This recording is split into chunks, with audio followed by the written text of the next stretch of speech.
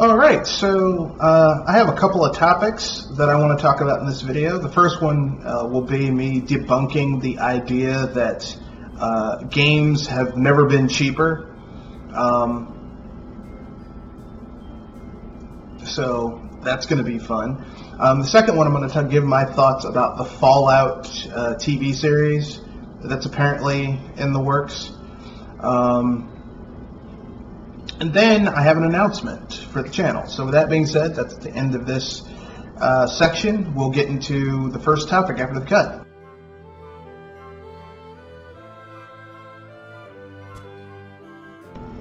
So the argument that we hear about games, the argument that we're hearing from publishers who want to up the prices on their games is, games have never been cheaper, and you know, we're just raising the price by $10. Here's the thing, okay? I consider that to be a bullshit statement, and here's the reason why. The reason I consider it to be a bullshit statement is because actually the cost of games have been going up. How much it takes to make games has been going up, and the amount of money they've been charging you on the back end has been going up. Okay, back in the day when, you know, games were on cartridges, and cartridges were, you know, either sold at cost to various publishers / developers, or upcharged. You know, for Nintendo's case, you still, like, basically, I mean, you know, cartridges were $70, $80, $90 for some games. I think Earthbound was like almost, depending on where you were, was between a $90 and $100 game. Now, there were a lot of bennies with that game, but still, that's not cheap. But here's the thing. That was all up front. That was what it cost so that everyone could get a profit. Here's my problem with the argument that games have never been cheaper when they talk about modern gaming. Because here's the thing. Games got cheaper once the 5th gen hit. Because it was automatically cheaper to print a game on a CD or a DVD than it was to put it on a cartridge. Because, I mean, cartridges, even if they were done at cost, you were looking at like $3, $4, $5 to put a game on a cartridge, especially like on a console. On a handheld, you're talking a smaller cartridge, so, you know, maybe like, you know, 50 cents, 75 cents. But, you know, for something bigger than that, you know, depending on how many bytes had to be used, how big the cartridge had to be, how big a cartridge had to be used, how much RAM had to be used, you know, it was a completely different animal. Now, with that being said, that doesn't mean that, you know, games were, were cheap. It just means that cost was up front. You know, if a game cost $70 or $80 or $90, that's how much it cost, and that was it. Now, games on paper might say, oh, this game is only, you know, $60, yeah, $59.99. But think about how much that game really costs when you factor in DLC, season passes, stuff like that. That's not cheap. For example, I'm going to give you an example from each of the 3 console makers, okay? Let's look at Nintendo first to get them out the way. Okay? One of their major last-gen games last generation was Super Smash Bros. 4, okay? For Wii U, for 3DS, okay? If you got both of those games, you were looking at like $100 for the $100. That's just the base game.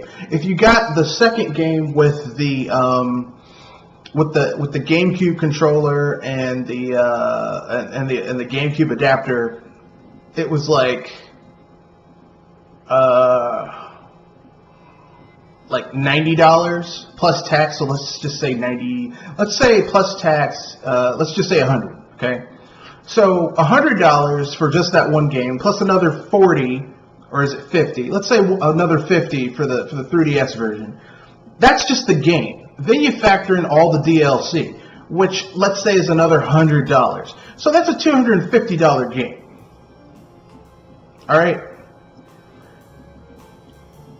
So the argument that games have never been cheaper, bullshit. Okay, games are not cheaper. All right, games are fucking expensive as hell. All right, and they get more expensive because basically, and that's for you to enjoy what they call the the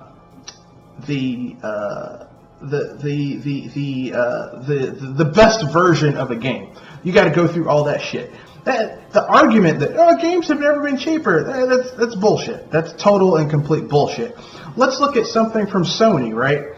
The Last of Us, right? That Last of Us that they resold, that was a PS3 game, and then they put on the PS4. That game cost $60 at launch, and then they added Part 2, which was, I don't know, like $29, $39. I don't know. So, add that to the base price of $60. That's like an $80, $90 game. Don't believe the bullshit argument that games have never been cheaper. Microsoft had microtransactions in Gears of War, or is it Halo? I forget which one. But basically, the argument that games have never been cheaper, this is bullshit. The difference is that they're basically passing the cost off, instead of being like, okay, this shit's going to cost this much, and if you don't like it, get out of our face. It's instead, the price is like, we'll charge you this much for the base price, and then we'll get the rest of it with microtransactions. And some games, the season pass, the microtransactions are like, you don't really need that shit. But other games, it's like, if you want to enjoy the full game, you kind of need to spend that money to get that shit. Especially fighting games with certain characters and shit that they lock behind a paywall. So the argument that this game is cheaper than XYZ, that's bullshit. That's a load of horse shit. And bullshit. Maybe bird shit and alligator shit. But it's disingenuous to claim that games have never been cheaper when that's just not true. The price of games has gone up, as a matter of fact, in some cases. So, with that being said, let me go to the second thing, my thoughts on the Fallout game after the cut. Fallout TV show coming to Amazon.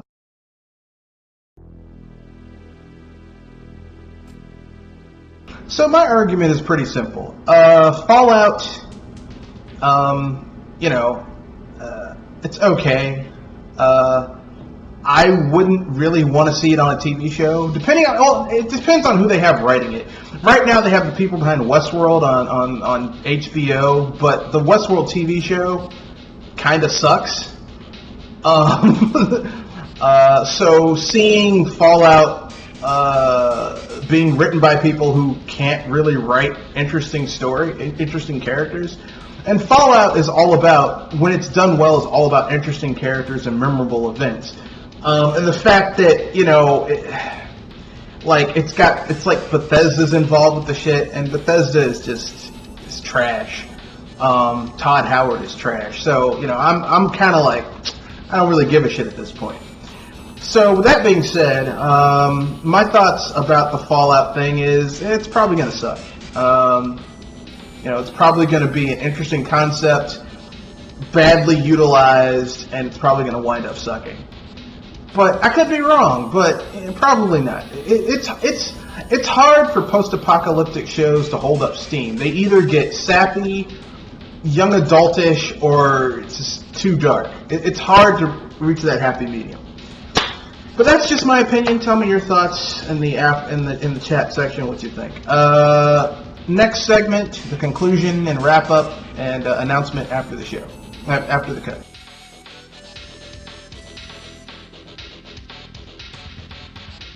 So basically, here's my thing. My conclusion is this: it's disingenuous and downright a lie when people say, well, gaming has never been cheaper and the price has stayed the same. No. Because basically they build in costs in the back end. This is why you get content that's basically been taken out so they can put it in at another point. And we're seeing that more and more now with a lot of games. Especially with your Call of Duties and EA titles. It may start out at $60, but really it's higher than that. Next, in terms of the Fallout TV show, probably going to be shit. Because Bethesda has not shown that they really understand the franchise. And if you have people making a TV show about something they don't really understand, it's just not going to work. But hey, I could be wrong. Probably not, but could be.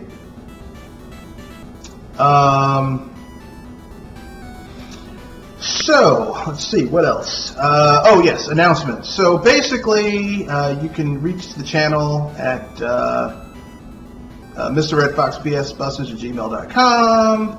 You can reach me at Twitter at Matthew Wesley at mrredfox91. There's a link to the Discord in the chat. And stay safe. Have a happy holiday, happy summer, and all that stuff. And peace.